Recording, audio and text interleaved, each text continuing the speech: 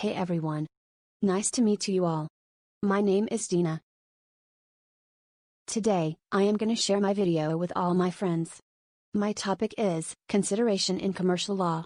Consideration is when the desire of the promisor, the promisee, or any other person has done, or abstained from doing, or does, or abstains from doing, or promises to do, or abstain from doing something. This is provided by Section 2D Contract Act 1950. Now, let's go to the categories of consideration. In consideration, we have three categories, which is: first, executory consideration; second, executed consideration; and last consideration is past consideration. And now, I will explain each of categories with example also. So, here the first consideration. Executory consideration is a promise in exchange for a promise. Let's see example for executory consideration. That is, Mr. John is a seller, and Miss Natasha as a buyer. Mr. John agreed to sell his house to Miss Natasha for 50,000 ringgit Malaysia. I want to sell this house for 50,000 ringgit Malaysia. Do you agree to buy this house with that price? For how long this acceptance is going on? This acceptance is going on within 2 months only. If you want to buy, you have to inform me early. Within 2 months, Miss Natasha has agreed to buy that house with 50,000 ringgit Malaysia. But suddenly, Mr. John refused to sell his house and claims that there is no contract between them. I have decided to buy your house with 50,000 ringgit Malaysia. I am sorry, but I think that I do not want to sell this house to you. No, you cannot do this. You already promised to sell your house to me, and I will buy it with 50,000 ringgit Malaysia. Since you made my like this, I will take action against you for broke your promise. So, Mr. John already promised with Miss Natasha to sell his house, right?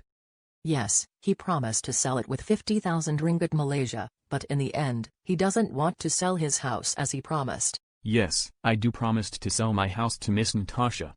But there is no contract between me and Miss Natasha, so the contract is not valid contract. You are wrong, Mr. John. Since there is a promise in exchange for a promise, the contract is valid. And now, for your case, the contract between Miss Natasha and Mr. John is a valid contract. For the second consideration is executed consideration. Executed consideration is a promise for an act, like a reward cases. Let's see an easy example. Jessie went to railway station to send her friend back home with her dog. But, out of blue, her cat was lost. Where is my dog? I don't want to lost my dog. I need to make an advertisement about my dog, and whoever found my dog, I will give 50 ringgit Malaysia to that person. Hi sister. I have found your dog over there. It is your dog? You are such a good boy. Thank you for finding my dog. Here is your reward for helping me. So, that is how executed consideration been performed. Now, let's go to the last consideration, which is past consideration. Past consideration is a promise subsequent or in return for an act that has already been performed. This is how example of past consideration. God, it is so heavy. Oh. Can I help you carrying this? Thank you so much for helping me. For past consideration they have two position, which is: first, past consideration is a good consideration for Malaysia. Second, past consideration is not a good consideration for English law. In consideration, they have 7 rules. Number 1, must be sufficient but need not be adequate. 2, payment to compensate part of debt. 3, not a moral obligation. 4, not a public obligation. 5, not a former obligation to the promisor. 6, need not come from promise. 7, valid as Section 24 Contract Act 1950. Since time is not enough to explain, you can search this topic at Google. Now, let's move to the next point. Exceptions to consideration. In general, the law sets the rule without valid consideration from both parties, an agreement is void.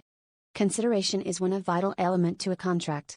However, Section 26(a), 2(c) give exceptions. If an agreement is made under situations as provided by the sections, the agreement is valid and enforceable. Here it is. What is Section 26A, to C? Section 26A is an agreement made on account of natural and affection. Next, Section 26B have two agreements. First, agreement to compensate for a past voluntary act. Second, agreement to compensate for an act the promisor was legally compellable to do. Last section is Section 26C, is an agreement to pay a statute-barred debt. The last of consideration is waiver of performance. There have 3 points of waiver. Let's see together what is it. First, a promisee may waive, dispense or remit the performance promised to him. Second, a promisee may also extend the time for such performance. Last, a promise may accept instead of the consideration promise any satisfaction he thinks fit. So, that's all from me. Thank you for listening.